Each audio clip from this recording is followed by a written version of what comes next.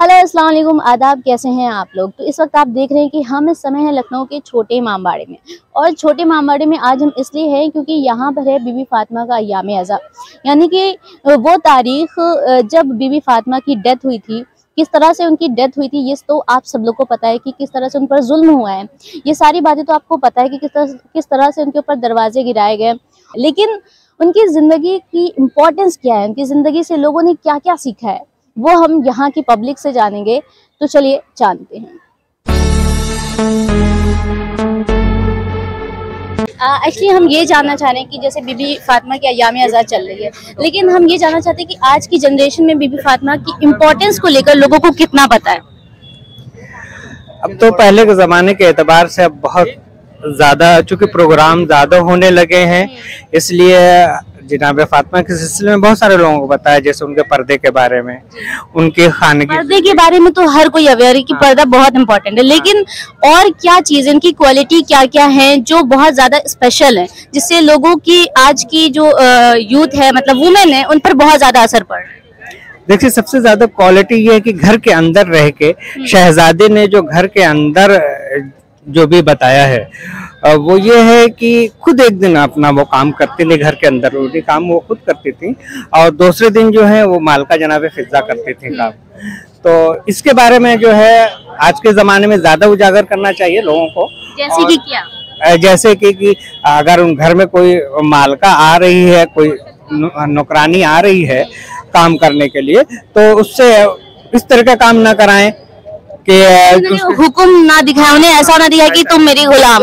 एक दिन जो है शहजादी खुद चक्की चलाती थी और एक दिन खुद जो है जनाब फिजा जो है चक्की चलाती थी, यानी एक दिन का घर का सारा काम शहजादी करती थी और एक दिन जनाब फिजा करती थी ये काम। और आपकी जिंदगी में कितना असर हुआ है? मेरी जिंदगी में सबसे ज्यादा असर फातिमा का वो रोल अदा किया है कि जब शहादत के बाद, चूंकि वो अपने छोटे शहजादे इमाम हुसैन इस्लाम को बहुत हद से ज्यादा चाहती थी, और उन्होंने वो उनकी जिंदगी का वो पहलू सबसे ज्यादा माने रखता है कि उनको जो है जब मौलाए कायनात अली बिन अबी तालिब अलैहिस्सलाम ने जो है गुस्ल दिया, और गुस्ल कर देने के बाद जो है कफन पहनाया और तमाम बच्चों से कहा कि आके अपनी माँ का आखिरी दीदार कर लो।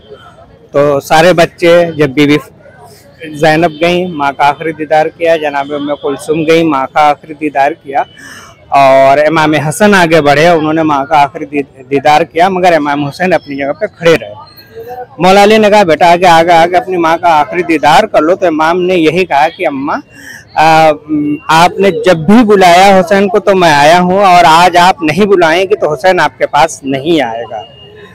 तो उस वक्त लोगों ने देखा कि बंद कफन टूटे, दो हाथ बरामद हुए और आवाज आई, ए हुसैन आओ आमिर के गले से लग जाओ। ये बीबी की जिंदगी का ये सबसे अहम पहलू था जो हमारी जिंदगी को मुतासर कर गया। हम आपसे ये जानना चाहेंगे कि आज की जनरेशन में यूथ को लेकर बीबी फातिमा की इम्पोर्टेंस कितनी है? बहुत इम्पोर्टेंस है उनकी। उनके बारे में बता दूं कि वो अपने टाइम पे, और वुमेन एम्पावरमेंट को अगर देखा जाए तो उस टाइम पे जब हजरत अली अलैहिस्सलाम थे, उस टाइम वुमेन एम्पावरमेंट के बारे में अगर कोई एग्जांपल है तो बीबी फातिमा ही है, ठीक है। और जितना भी एजुकेशन, वुमेन एम्पावरमेंट के बारे में जितना भी तालीमात है, बीबी फातिमा वुमेन एजुकेशन के बारे में कहा करती थी कि जो है हमारे बच्चों को पढ़ाई, दीनी तालीम के साथ दुनियावी तालीम देने की भी ज़रूरत है। तो मैं तो यही सोचता हूँ कि औरतों की तालीम के बारे में उन्होंने बहुत उनकी हदीसें हैं और उन्होंने पैगाम भी नश्र किया है। तो कहीं ना कहीं एजुकेशन को लेके बीबी फातिमा ने बहुत अहम रोल जो है दिया है। और उसके अलावा हम ये भी जानते हैं कि कौन कौन सी स्पेशल क्वालिटीज़ हैं वो बीबी फातिमा की जो लोगों को बहुत कम पता है। बीबी फातिमा की स्पेशल क्वालिटीज़, पहली बात तो हज़रत अली अलैहिस्सलाम के ज़ौजा थी वो, और उनके बारे में ये कहा जाए कि उनकी स्पेशल क्वालिटीज़ की तो कोई कमी ही नहीं है।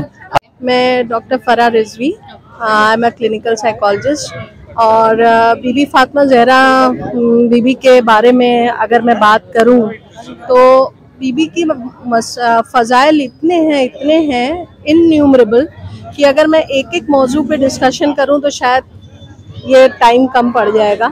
लेकिन बीबी की सीरत पे अगर देखा जाए तो हम सबको हर मौजू पे, हर चीज़ों पे बीबी के हम लोगों को एक लेसन मिलता है कि आम इंसान अपनी ज़िंदगी में जितनी भी प्रॉब्लम्स हों, चाहे वो प्रोफेशनल हो, चाहे पर्सनल हो, चाहे ज़ाती मसले जितने भी हों, अगर हम अपने बीबी के ज़िंदगी के पे नज़र डालें, जिस तरह से बीबी ने अपनी लाइफ को स्पेंड किया, तो उस लिहाज से हम लोग अगर छोटी छोटी चीज़ों में मुतमईन होना शुरू कर दें और उसके साथ साथ हम अल्लाह का शुक्र अदा करने लगे हर एक चीज़ के लिए, तो शायद हमें कभी प्रॉब्लम्स ना दिखेंगी।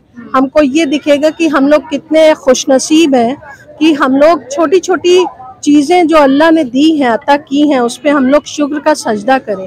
तो शायद ये सबसे बड़ा उनकी क्वालिटी पेशेंट जो है बहुत बेशक क्योंकि अल्लाह का सजदा करना, परवरदिगार की हम्दो सना करना, हमारे अइम्मा मासूमीन हो, चाहे हमारी बीबी हो, हमारे मौला मुश्किल कुशा अली हो, हमारे अहले बैत अथार हो, सब ने ये करके दिखाया कि परवरदिगार की हम्दो सना करना, हर चीज़ में रब की जो है ग्रेटफुल होना, जितनी भी बाउंटीज और ब्लेसिंग्स हमको इर्द गिर्द मिली है, हमको वो देखना चाहिए। और बीबी की सीरत तो ऐसी कि बीबी की पसलियाँ टूटी थी, लेकिन बीबी सांस नहीं ले पाती थी, एक एक सांस में बीबी की तकलीफ होती थी, लेकिन शुक्र का सजदा करती रही, लास्ट मोमेंट तक बीबी तस्बीह पढ़ती रही।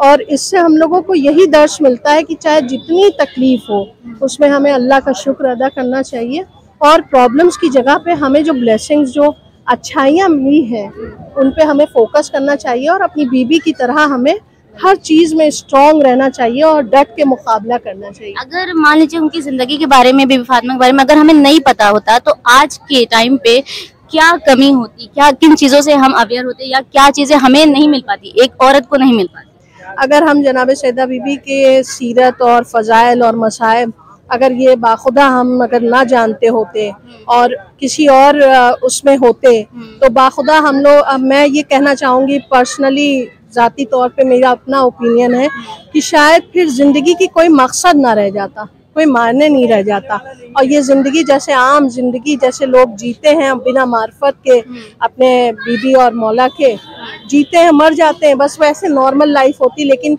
ये तो वाकई में अपने आप में एक प्राउड मोमेंट है कि हम लोग अपनी बीबी के, अपने मौला के चाहने वाले हैं और अपनी बीबी और मौला के दर्श, जिंदगियों से दर्श लेके आगे बढ़ने की कोशिश करते हैं। और बाखुदा ये मेरा अपना पर्सनल जो मैंने देखा है सिंस चाइल्डहुड, कि जो भी अपने आप को अपनी बीबी के हवाले कर दे, बेशक उसकी ज़ामिन बीबी ही होती है।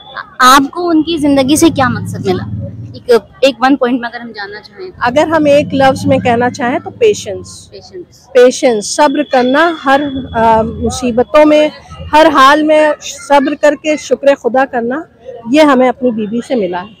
अस्सलाम वालेकुम सलाम। क्या नाम है आपका? डॉक्टर रुमाना ताहिर।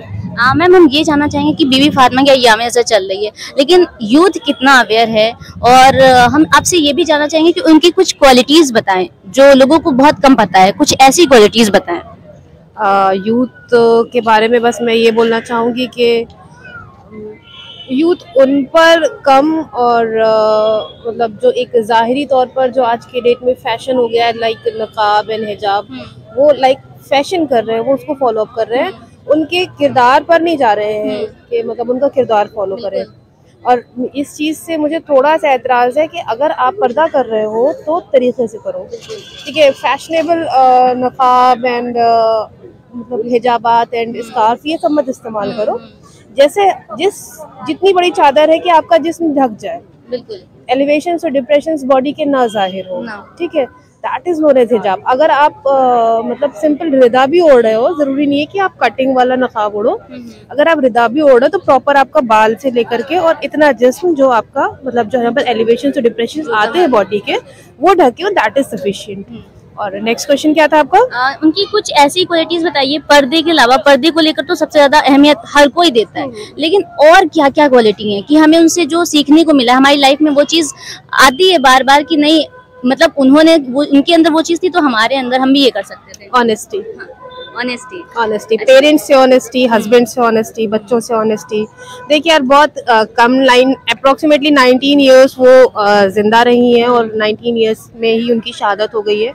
और उन्होंने जितनी ऑनेस्टी अपने फादर से दिखाई, यानी रसूल अकरम सल्लल्लाहु अलैहि वसल्लम से दिखाई, जितनी ऑनेस्टी उन्होंने मौला अली अलैहिस्सलाम से दिखाई, जितनी ऑनेस्टी उन्होंने अपने चारों बच्चों से दिखाई, अगर खाली हम उस आइडियोलॉजी को फॉलो कर लें तो मेरे लिए या मतलब पूरे यूथ के लिए ये सफिशिएंट है पूरी लाइफ गुजारने के लिए, कि इसी पैटर्न पे हमको चलना है एंड वी विल गेट सिरात मुस्तकीम।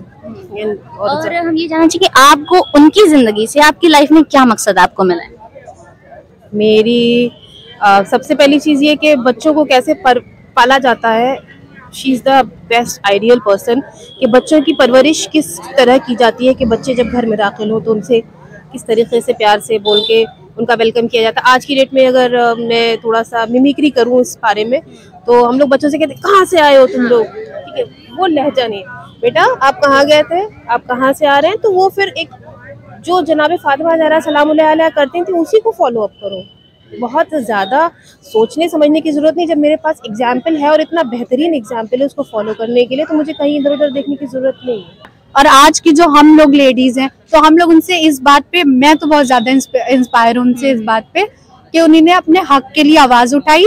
और सबसे बड़ी चीज जो है उनकी हिजाब की जो क्वालिटी थी, जो उन्होंने पर्दा औरतों के लिए रखा, वो सबसे सेफ मुझे लगता है। जब तक मैं पर्दे में नहीं होती हूँ मुझे सेफ नहीं लगता है, अनकंफर्टेबल फील होता है। कुछ लोग ऐसा समझते हैं कहीं ना कहीं कि लोग जो हिजाब है वो कहीं ना कहीं जबरदस्ती ऐसे करवाया जाता है, वो अपनी मर्जी से नहीं करती, उस बारे में क्या कहना है?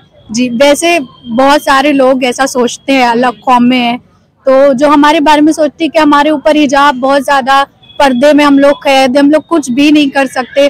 बट जो बोला जाता है कि फ्रीडम है, वो मुझे मेरे पर्दे में समझ में आती है। मैं कहीं जाऊं, किसी के भी बीच काम करूं, अगर मैं पर्दे में हूं तो मैं बहुत ज्यादा कंफर्टेबल फील करती हूँ। एक तो मुझे कोई ऐसे देख नहीं सकता और मैं अपने हक के लिए भी आवाज बुलंद कर सकती हूँ। ऐसा कुछ भी नहीं है कि इस्लाम में ऐसा बोला जाता है। कहीं ना कहीं ये चीज है कि आप कंफर्टेबल हैं हिजाब में, इसलिए आप करती हैं। अच्छा, अगर कंफर्टेबल ना होती तो करती नहीं? देखिए, सबसे पहली बात कि कंफर्टेबल मैं हूँ सबसे पहले, उसके बाद जो हम लोगों क्या है कि हिजाब करना चाहिए। एक बार जब आपको ऐसा बोला जाता है जब बचपन में कि हिजाब करना चाहिए, जब हम लोग हिजाब करने लगते हैं तो हमें वो सारी चीजें दिखने लगती हैं। अगर कोई बेपर्दा जाता है तो हमें वो दिखने लगता है कि हमको सब देख रहे हैं, ऐसा लगता है, फील होता है कहीं ना कहीं, तो हमें खुद दिल चाहता है कि हम अपने आप को कवर करें। तो वो जो बात है वो सबके लिए, मतलब सारी लेडीज को ऐसा फील होता होगा कहीं ना कहीं।